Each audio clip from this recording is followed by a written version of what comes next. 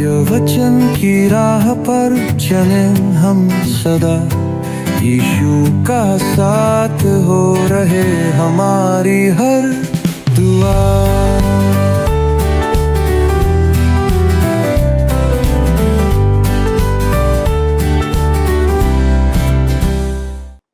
प्रिय दर्शकों, आज मैं पुनः आप सभी दर्शकों का क्रमबद्ध बाइबल अध्ययन कार्यक्रम सत्य वचन में हार्दिक स्वागत करती हूँ। जैसा कि आप सब जानते हैं कि हम इन दिनों पुराने नियम के अंतिम पुस्तक मलाकी नबी की पुस्तक से अध्ययन कर रहे हैं। आज के अध्ययन में हम महत्वपूर्ण बातों को सीखेंगे, जैसे परमेश्वर की आराधना और विश्वास के प्रति समर्पण, याजकों को परमेश्वर की कठोर फटकार। इसी के साथ हम इन वचनों के माध्यम से सीखेंगे क्या हमारी आराधना और सेवा मात्र पारंपरिक क्रियाएं हैं या दिल से प्रेम और विश्वास से जुड़े हैं। क्या हम परमेश्वर के नाम का उचित सम्मान करते हैं? क्या हम इच्छानुसार सार्थक और ईमानदार रूप से उसे प्रदर्शित करते हैं? आइए हम इस अध्ययन की गहराइयों में उतरकर परमेश्वर के दास से समझें और उसे अपने जीवन में उतारें। प्रिय दर्शकों, आप सभी को प्रेम भरा नमस्कार। एक बार पुनः आप सभी का इस प्रसारण में स्वागत है। आइए हम अपने अध्ययन में आगे बढ़ते हैं, जो इस समय बाइबल की पुराने नियम से मलाकी नबी की पुस्तक पर आधारित है। दोस्तों, हम आज मलाकी के पहले अध्याय के 8वें पद से आगे बढ़ेंगे, जहां पर इस प्रकार लिखा हुआ है। आइए हम पढ़ें। मलाकी 1 अध्याय का 8वां पद कहता है, जब तुम अंधे पशु को बलि करने के लिए समीप ले आते हो तो क्या यह बुरा नहीं? जब तुम लंगड़े या रोगी पशु को ले आते हो तो क्या यह बुरा नहीं? अपने हाकिम के पास ऐसी भेंट ले जाओ, क्या वह तुमसे प्रसन्न होगा या तुम पर अनुग्रह करेगा? सेनाओं के यहोवा का यही वचन है। दोस्तों, परमेश्वर ने इस्राएल को भेंट लाने और बलि चढ़ाने के लिए निर्देश दिए थे। उन्हीं निर्देशों के आधार पर परमेश्वर उनसे शिकायत करता है कि उन्होंने उसकी वेदी को अशुद्ध कर दिया है। वे कहते हैं कि उन्होंने तो अच्छे से अच्छा दान दिया है और अच्छी बलि चढ़ाई है, पर परमेश्वर क्यों व्यर्थ की बात यहाँ पर करता है? अतः परमेश्वर यहाँ पर उनसे एक प्रश्न पूछता है, और वो प्रश्न था, यदि तुम ऐसी भेंट लेकर अपने हाकिम के पास जाओगे तो स्वयं ही बताओ कि क्या वह तुमसे प्रसन्न होगा और तुम पर अनुग्रह करेगा? और कहता है, जब तुम अंधे पशु को बलि करने के लिए समीप ले आते हो तो क्या यह बुरा नहीं? जब तुम लंगड़े या रोगी पशु को ले आते हो तो क्या यह बुरा नहीं? दोस्तों, यहाँ स्पष्ट है कि वह पशु बलि की चर्चा कर रहा है जो वे लेकर के आते थे। परमेश्वर ने आरंभ ही में उन्हें निर्देश दे दिया था कि जब वे बलिदान के लिए पशु या पक्षी लाएं तो वह निर्दोष, निष्कलंक और संपूर्ण होना चाहिए था। दूसरे शब्दों में हम कह सकते हैं कि यदि आप उपयोग किए हुए वस्त्र या कपड़ों को किसी के सम्मान में दे रहे हैं तो वह परमेश्वर की दृष्टि में सराहनीय नहीं है। निसंदेह वे काम में आ सकते हैं, परंतु वे आत्म त्याग का या त्याग के साथ बलिदान देने का प्रगटीकरण नहीं है। यही बात लय व्यवस्था 22 अध्याय के 20 से 23 में परमेश्वर ने उन्हें निर्देश देते हुए कहा था, जहां लिखा है, जिसमें कोई भी दोष हो उसे ना चढ़ाना, क्योंकि वह तुम्हारे निमित्त ग्रहण योग्य ना ठहरेगा। और जो कोई बैलों या भेड़ बकरियों में से विशेष वस्तु संकल्प करने के लिए या स्वेच्छा बलि के लिए यहोवा को मेल बलि चढ़ाए तो ग्रहण होने के लिए अवश्य है कि वह निर्दोष हो, उसमें कोई भी दोष ना हो। जो अंधा या अंग का टूटा या लूला हो अथवा उसमें रसौली या खौरा या खुजली हो, ऐसों को यहोवा के लिए ना चढ़ाना। जिस किसी बैल या भेड़ या बकरे का कोई अंग अधिक या कम हो उसको स्वेच्छा बलि के लिए चढ़ा सकते हो, परंतु मन्नत पूरी करने के लिए वह ग्रहण ना होगा। यहाँ पर परमेश्वर के कहने का अभिप्राय यह था कि उनकी बलि चढ़ाना परमेश्वर के निष्कलंक निर्दोष मेमने प्रभु यीशु मसीह की, जो कि जगत के पाप उठा ले जाने वाला मसीह था, उसका चित्रण था उस समय। और उनकी अशुद्ध बलि प्रभु यीशु मसीह का अपमान कर रही थी। और यदि वे लय व्यवस्था के निर्देशों से चूके तो परमेश्वर उन्हें पुनः स्मरण कराता है, जो कि व्यवस्था विवरण 15 अध्याय के 21 पद में लिखा हुआ है, कहता है, परंतु यदि उसमें किसी प्रकार का दोष हो, अर्थात वह लंगड़ा या अंधा हो, या उसमें किसी और ही प्रकार की बुराई या दोष हो, तो उसे अपने परमेश्वर यहोवा के लिए बलि ना करना। मित्रों, मलाकी के युग में वास्तव में जो हो रहा था वह यही था। मान लीजिए कि किसी के पास बहुत ही अच्छा बैल है जो हर एक प्रतियोगिता को जीतता है और वह सब लोगों के लिए बहुत आकर्षक है। एक दिन वह बीमार हो जाता है। तब उसका मालिक जानवरों के डॉक्टर को बुलाता है और डॉक्टर कहता है कि वह बचेगा नहीं, मर जाएगा। अब उस बैल का मालिक सोचता है, यह इतना अच्छा बैल है, इससे पहले कि यह मर जाए मैं इसे परमेश्वर को बलि चढ़ा दूंगा। और वह तुरंत उसे लेकर मंदिर में चला जाता है। और याजक यह जान जाता है कि वह बैल रोगी है, परंतु चूंकि वह एक प्रतिष्ठित व्यक्ति है, इसलिए याजक उससे कुछ नहीं कहता या नहीं कह पाता। अब जब लोग देखते हैं कि ऐसा अच्छा बैल बलि चढ़ाया गया है, तो उसकी बहुत प्रशंसा की जाती है। मित्रों, हम मलाकी के युग के आराधकों से अपनी तुलना कैसे करेंगे? आप यदि पढ़ते हैं 2 तीमुथियुस 3 अध्याय 5वें पद में पौलुस लिखता है और कहता है, वे भक्ति का भेष तो धरेंगे पर उसकी शक्ति को ना मानेंगे। मनुष्य बड़ा ही धर्मी दिखाई देता है दोस्तों। आज अधिकांश विश्वासियों में महान भक्ति का भेष दिखाई देता है, पर पौलुस कहता है वे भक्ति का भेष तो धरेंगे। दोस्तों, वनस्पति घी गाय के घी के जैसा दिखता है, परंतु वैसा होता नहीं है। परमेश्वर की यह झिड़की हमारे लिए भी खतरे का संकेत है। यह संदेश उनके लिए है जो नियमित रूप से आराधना में जाते हैं, वे नियमित रूप से वचन सुनते हैं, वे रूढ़िवादी हैं और धार्मिक शब्दावली का उपयोग भी करते हैं। चाहे वे कितनी भी अच्छी बातें करें, पर वे स्वाद रहित नैतिकता से संतुष्ट रहते हैं। ऐसी बात जिसमें कोई स्वाद नहीं है और ऐसी नैतिकता जिसका कोई मतलब नहीं है। उनकी ऐसी आराधना वास्तव में परमेश्वर का अपमान है। दोस्तों, यहाँ पर डॉक्टर जी कैम्पबेल मॉर्गन का कहना है, मैं सड़क की अशुद्धता या गंदगी की अपेक्षा आराधनालय की अशुद्धता या उसकी गंदगी से अधिक भयभीत रहता हूँ। आप कह सकते हैं, मैं तो बीमार पशु नहीं चढ़ाता हूँ। देखिए दोस्तों, परमेश्वर यहाँ पर क्या कहता है, अपने हाकिम के पास ऐसी भेंट ले आओ, क्या वह तुमसे प्रसन्न होगा या तुम पर अनुग्रह करेगा? क्या आप चढ़ावे के लिए बीमार जानवर लेकर जा सकते हैं? क्या आप परमेश्वर को देने से अधिक कर या टैक्स चुकाते हैं? दोस्तों, यह सब परमेश्वर को धोखा देने की बातें हैं। मेरे विचार में आराधनालय की गंदगी बस्ती में रहने वाले शराबियों की गंदगी से कहीं अधिक बदतर है। क्यों? क्योंकि आज आराधनालय में दिखावा बहुत अधिक हो रहा है। मित्रों, यह शर्म की बात है।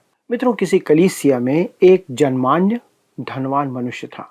सब उसका सम्मान करते थे, परंतु उसके दान देने पर मुझे संदेह है। वह आपको बहुत दान दे सकता था, परंतु उसकी यह शर्त रहती है कि उसका नाम आपको सबके सामने बताना होगा। दोस्तों, वह चर्च भवन के निर्माण में बहुत अधिक धन देने को तैयार था, पर वह चाहता था कि उस भवन पर उसके परिवार का भी नाम लिखा जाए। दोस्तों, जब आप किसी सेवा को दान देते हैं तो आप परमेश्वर के वचन को फैलाने के लिए दान दे रहे होते हैं, किसी सेवक को नहीं। आप किसी चीज पर अपना नाम लिखवाने के लिए दान नहीं देते हैं।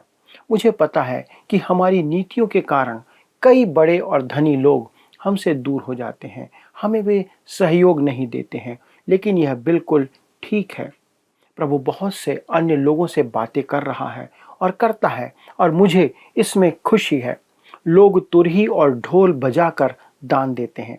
प्रभु यीशु ने एक फरीसी का उदाहरण दिया जो सड़क पर तुरही बजवाकर दान दे रहा था और लोग उसकी प्रशंसा कर रहे थे। दोस्तों, वह धनी व्यापारी जब किसी रेस्टोरेंट में भोजन करने जाता है तब 100 रुपए का वह टिप देता है, पर जब चर्च में आता है तो चर्च की दान की पेटी में उसके हाथ से केवल 50 रुपए से अधिक नहीं निकलता है। मित्रों, 2000 वर्ष पूर्व प्रभु यीशु मसीह मंदिर में बैठकर इस बात को देख रहा था कि मनुष्य कैसे दान देता है, एक विश्वासी आज कैसे दान देता है। इस बात को प्रभु यीशु मसीह देख रहा है। कुछ लोगों के मन में यह विचार आया होगा मेरे दान देने से इसे क्या लेना देना है। मुझे पूरा विश्वास है कि रविवार की आराधना में प्रभु यीशु मसीह यह देखता है कि आप कितना दान देते हैं, कैसे दान देते हैं और क्या दान देते हैं।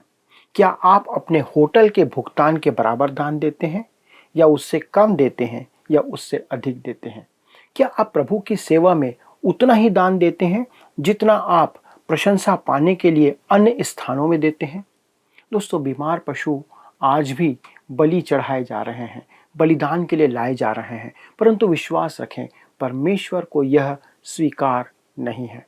मित्रों, यह एक तीखा व्यंग है जो परमेश्वर यहाँ पर कहता है। और सुनिए, प्रभु यहाँ पर क्या कहता है। जब तुम अंधे पशु को बलि करने के लिए समीप ले आते हो तो क्या यह बुरा नहीं है? जब तुम लंगड़े या रोगी पशु को ले आते हो तो क्या यह बुरा नहीं? अपने हाकिमों के पास ऐसी भेंट ले जाओ, क्या वह तुमसे प्रसन्न होगा या तुम पर अनुग्रह करेगा? सेनाओं के यहोवा का यही वचन है।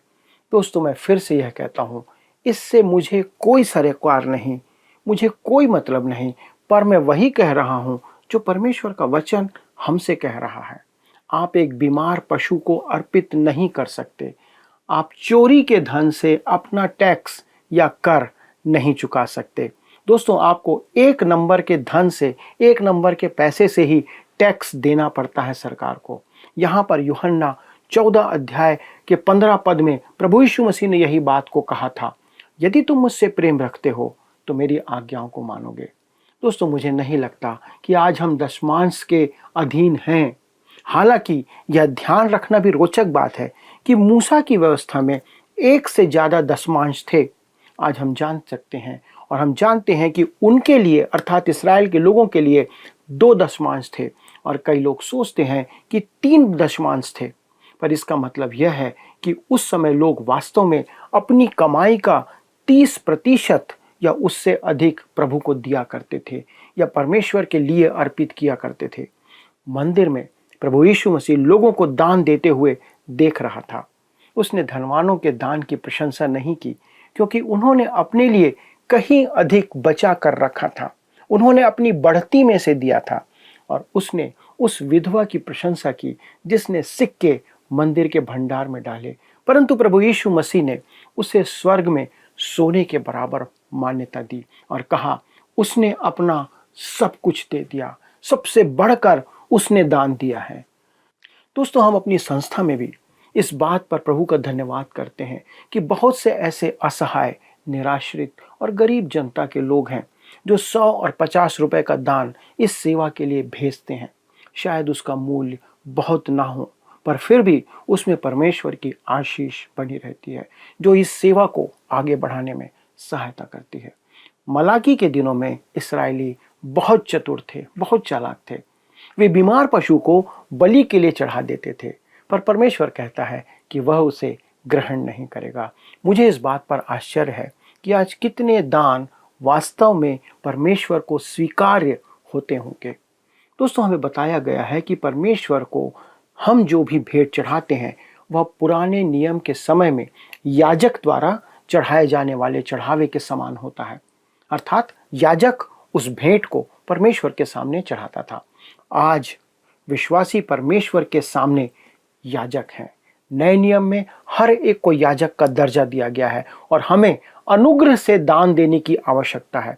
लेकिन अनुग्रह का अर्थ यह नहीं कि हम जितना हो सके उतना कम दें।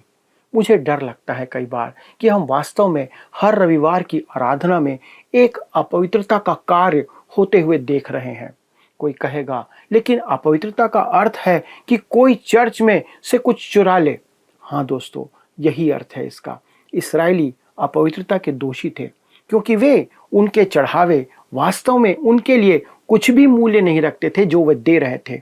वे मूल्यहीन थी, उनके लिए उसका मूल्य कुछ नहीं था। हालांकि वे उससे अधिक दे सकते थे, वे देने के योग्य थे। मेरे मित्रों, आज चर्च में प्रवेश करना और उस दान की या चढ़ावे की थैली में कुछ ऐसा डालना जिस पर आपका रक्त, आपकी मेहनत, आपका परिश्रम, आपका बलिदान, उसका दर्द ना हो, तो वह अपवित्र है।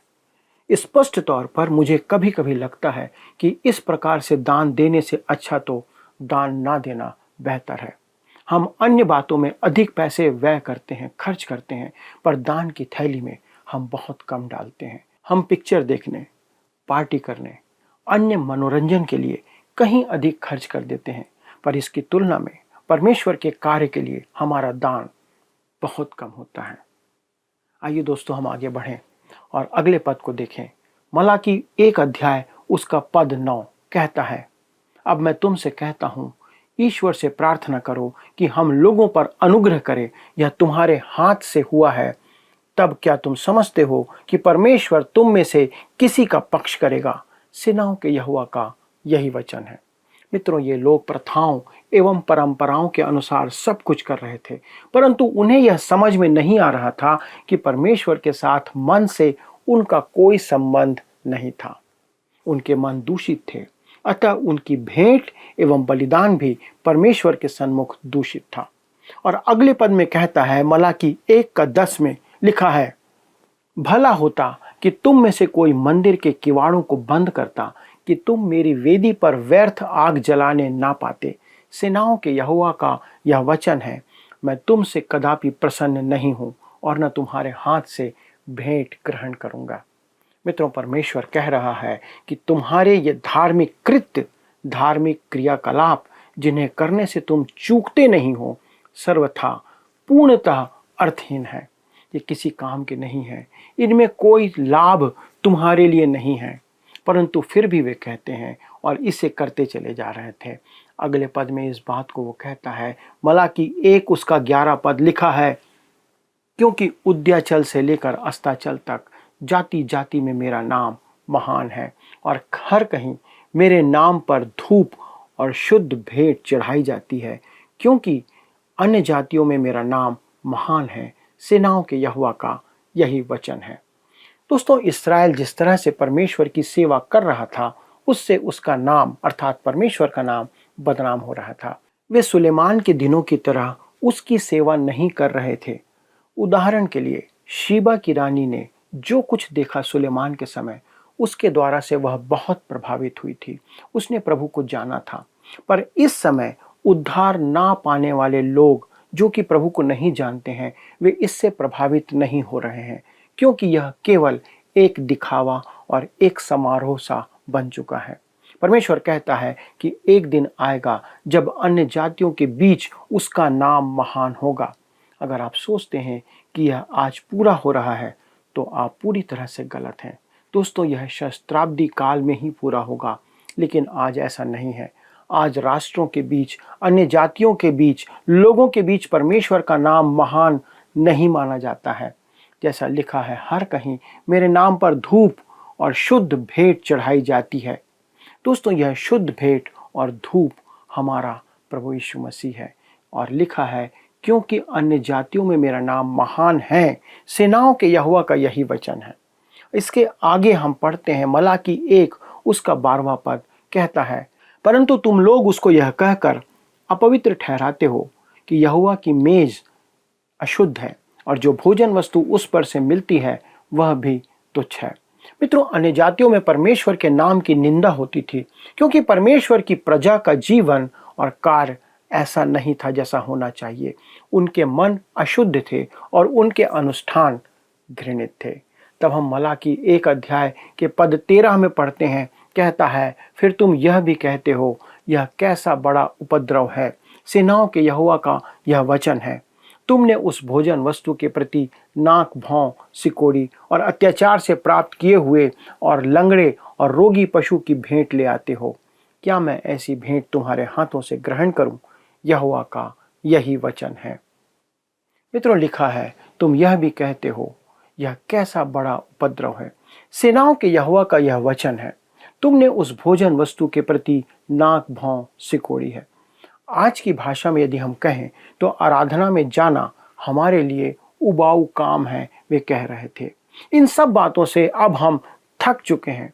मित्रों, यदि आपका मन किसी काम में ना लगे तो स्वाभाविक है कि आप उस काम से उब चुके हो। एक दिन मैं अपनी पुत्री के साथ सुबह आराधना के लिए जा रहा था। मैं बहुत जल्दी में था, परंतु उस समय यातायात के कारण हम फंस गए।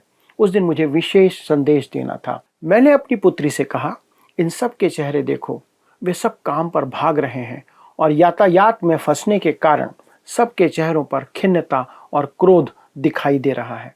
मेरे विचार में संसार का सबसे उबाऊ काम है कि आपको वह काम करना पड़े जो आप करना नहीं चाहते हैं।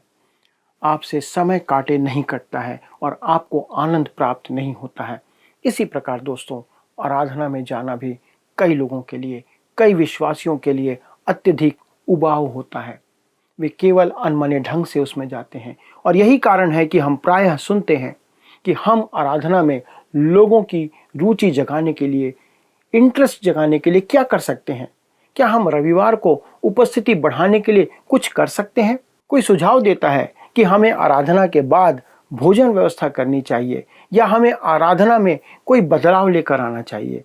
मित्रों, बाइबल अध्ययन आदि ये सब बात अब उबाऊ हो गया है, इसलिए संगीत आदि होना चाहिए, कुछ मनोरंजन होना चाहिए आदि, इस प्रकार से छोटे छोटे अभिनय होने चाहिए।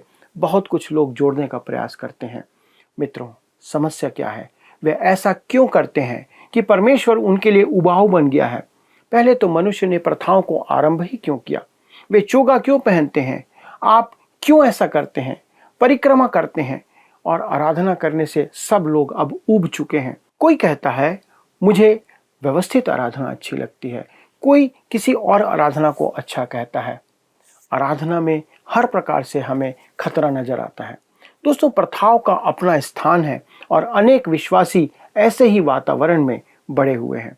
किसी कलीसिया में एक अति प्रिय दंपत्ति था। वे परमेश्वर के वचन के प्रेमी थे। वे एक औपचारिक आराधना के अभ्यस्त थे। उनकी कलीसिया भी बड़ी प्रसिद्ध थी। उस व्यक्ति को कलीसिया की आराधना का अनौपचारिक आरंभ पसंद नहीं था, अतः वह और उसकी पत्नी तब तक नहीं आते थे जब तक कि आरंभिक विधियां पूरी नहीं हो जाती थी। एक दिन उसने पास्टर से कहा, मुझे ये अनौपचारिकता पसंद नहीं है, परंतु वह परमेश्वर के वचन से लगाव रखता है। इस कारण पास्टर कभी उससे रुष्ट नहीं हुआ। दोस्तों, एक समय वह भी था जब हमारे पूर्वज 2 घंटे लकड़ी की बेंच पर बैठकर उपदेश सुना करते थे। आज के विश्वासी घंटों धूप में बैठकर क्रिकेट का मैच देख सकते हैं। कुछ लोग 3-3 घंटे तक सिनेमा देखने में समय दे सकते हैं, पर वे अपने पास्टर के संदेश से क्यों ऊब जाते हैं? जब वह 15 से 20 मिनट या उससे अधिक प्रचार करने का समय लेता है तो वे उससे नाराज हो जाते हैं। मैं भी कम से कम 1 घंटा प्रचार करता हूं और आप जानते हैं कि शिकायत कौन करता है? वे सामान्य आराधक नहीं होते हैं, क्योंकि वे तो कहते हैं कि मैंने अधिक समय नहीं लिया है। शिकायत करने वाले कलीसिया के अगुवे होते हैं, जो कलीसिया के आत्मिक अगुवे कहलाते हैं, जो हमें प्रथाओं से, रीति रिवाजों से बांध कर रखते हैं। हम आराधना में खड़े होते हैं, बैठते हैं, स्तुति गान करते हैं, परंतु हमारे मन कहाँ रहते हैं? क्या हम अपने परमेश्वर से अभिभूत होकर प्रभु की आराधना करते हैं? क्या हमारे मन में आराधना की लालसा होती है? हम गीत गाते हैं, यीशु को मैं सब कुछ देता, सब कुछ अर्पण करता हूँ, तो फिर हम अपनी भेंट की थैली में इतना क्यों कम डालते हैं? क्या आपका वही सब कुछ है जो आप डाल रहे हैं, या सिर्फ आप झूठ गा रहे हैं? कलीसिया की सेवा में थकना और ऊब जाना बहुत आसान है। दोस्तों, मुझे इस बात पर डॉक्टर D.L. मूडी की एक बात याद आती है। वो कहते हैं, एक दिन जब वह घर आए तो वह बहुत थके हुए थे, परंतु उन्हें तुरंत ही बिना विश्राम किए किसी दूसरी सभा के लिए जाना था। उनके परिवार ने उनकी दशा को देखकर कहा वे उस सभा को निरस्त कर दें। तब उन्होंने उत्तर दिया। Doctor D.L. मूडी कहते हैं, मैं काम करके यकीनन थक जाता हूं, परंतु मैं काम से कभी नहीं थकता। मित्रों, क्या आप परमेश्वर के लिए ऐसा विचार रखते हैं और ऐसा प्रोत्साहन रखते हैं कि आप उसके लिए काम करके कभी थकते नहीं हैं? विचार कीजिएगा। आइए प्रार्थना में हम प्रभु को धन्यवाद दें। स्वर्गीय पिता, हम धन्यवाद देते हैं आपके प्रेम और दया के लिए और इस अद्भुत संदेश के लिए जो हमें प्रोत्साहित करता है कि हम प्रभु आपकी सेवा में तन मन धन से अपना समय, अपना जीवन, अपनी योग्यता प्रदान करें। सहायता करना प्रभु कि हम जो कुछ करें वो प्रभु सच्चाई से हो और वास्तविकता हो अपने दिल की गहराई से करें। हमारे सभी दर्शकों के साथ आपको धन्यवाद देते हुए इस विनती को प्रभु यीशु क्रिस्त के नाम से मांगते हैं, आमीन। आज के अध्ययन में जो आशीष आपने पाई है उसके लिए हम प्रभु को धन्यवाद देते हैं। अगले प्रसारण में हम सब मिलकर इस अध्ययन में आगे बढ़ेंगे। तब तक परमेश्वर का अनुग्रह और दया आप पर बनी रहे। प्रभु आपको आशीष दे। आइए अब हम प्रश्नों को देखें। पिछले प्रश्न का उत्तर है डी, एसाव। एदोमी एसाव के वंशज थे। आज के अध्ययन पर आधारित प्रश्न है, निष्कलंक और निर्दोष मेमने का बलि चढ़ाना खाली स्थान का चित्रण है। ए मसीह, बी भविष्यद्वक्ता, सी याजक, डी राजा। मित्रों, इस प्रश्न का उत्तर हमें कल सुबह 6 बजे से पहले विकल्प ए, बी, सी या डी के साथ अपना नाम, पता, स्थान के साथ 9651433397 पर SMS या WhatsApp करें। मित्रों, मुझे विश्वास है कि आप आज इस अध्ययन के द्वारा अवश्य ही आशीषित हुए हैं। आज के अध्ययन में हमने 2 महत्वपूर्ण बातों को सीखा है। पहली बात, भक्ति की प्रासंगिकता। केवल अनुष्ठान नहीं बल्कि पूर्ण निष्ठा, आदर और समर्पण का भाव चाहता है परमेश्वर। अशुद्ध बलि का ताना बाना रिश्ता नहीं बना सकता। भेंट देने की स्वच्छता दूसरी बात है। हम परमेश्वर को जो देते हैं वह प्रतीक है कि हम उसे कितना महत्व देते हैं। याजकों की तरह अगर हम शुद्धता से नहीं, केवल दिखावे के लिए देते हैं तो हमारा देना, आप जानते हैं, आधा अधूरा है। आइए हम अपने प्रणालियों का आकलन करें।